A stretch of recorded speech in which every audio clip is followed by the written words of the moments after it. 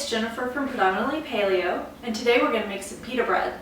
This is my latest recipe using cassava flour. As you know, I usually work with yuca root and make yuca dough from that, but this is actually from the flour. So whether you call it yuca or cassava, we'll be working with that flour today, which is actually the whole root ground up and dried. I have found that this flour is very close to its glutinous wheat flour counterpart, which makes it really easy to work with in creating some great recipes that can be AIP friendly, are paleo friendly, and are safe starches. So we'll walk through it. I'll give you the measurements in both grams and cups so that you can follow along and make them at home.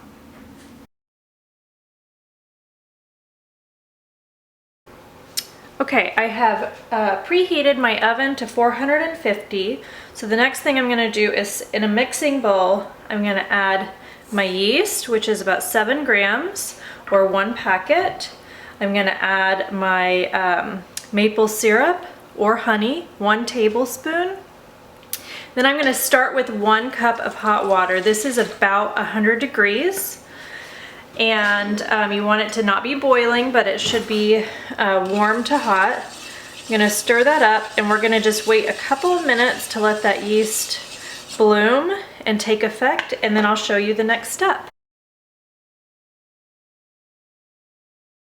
All right, so now I'm gonna go ahead and add my salt in. This is 1 teaspoon of sea salt. And then right here I have 260 grams of cassava flour, which is 2 cups measured out. And I'm just gonna start to stir this. You'll see as it comes together, the water gets absorbed very quickly, but I wanna point out that this is not enough water to make a dough. You can see a lot of the dried flour on the edges. Even if I work this with my hands, it's still going to be too dry and crumbly to roll out. So I need to go ahead and add another ½ cup of water.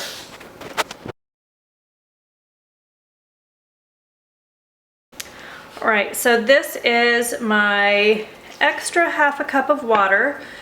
This now equals 1½ cups total water and 2 cups of flour, or 260 grams. We have our salt, honey, yeast, all mixed in here. And next I am going to get this dough working by hand so we can roll it out between the parchment paper and get it into the oven.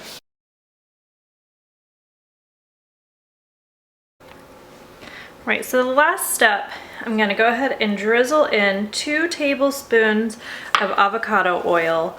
I saved this step for last. You can really add it in at any time, but it will help bring the dough together.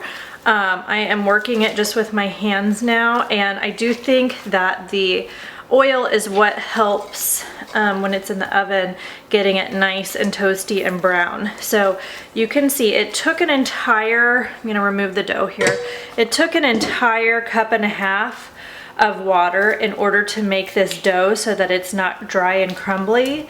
And now I'm going to roll this out into 1 giant piece, and then I can pinch off about 1/6 of the total. You really can, you know, stretch it and make it go further if you want. I like to do probably like a 5-inch pita bread for each one. So depending on what size you want, you can just kind of roll it out and then divide it up into equal portions from there. And then we'll start to roll it out between the parchment paper. Okay, I've got 1/6 of my total dough pinched off, rolled into a ball. I've got my parchment paper for the underneath side, and then we're gonna take 1 more piece and put it on top. You wanna smash it down. This is not the time to get out all of your aggression. It is still just a little piece of dough, innocent little piece of dough. Take it easy, but we're gonna roll this out.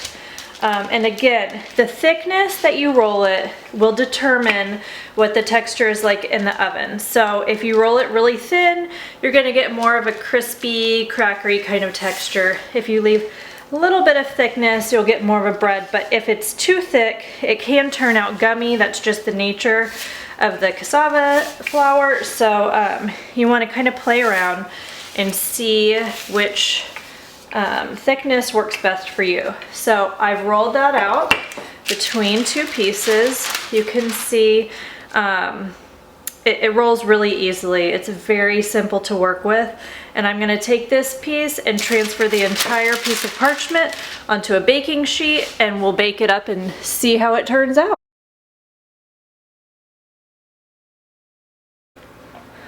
Okay, so I put in my first pita for about 5 minutes.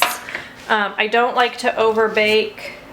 We're gonna flip it over and it's gonna go back in for 5 minutes, and we will add our cook time as necessary.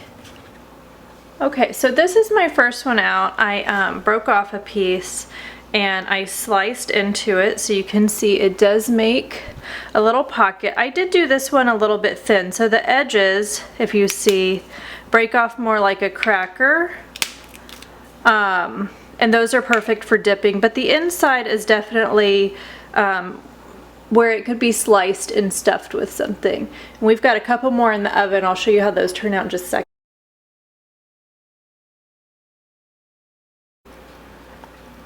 Okay, so this is round 2. I rolled them a little bit thicker than the first round. You can see they've got some nice little brown bubbles popping up there.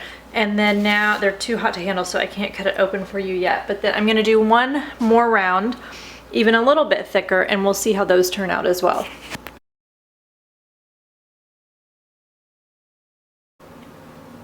Okay, so this was my final batch, the third round. You can see this one has some nice bubbling happening.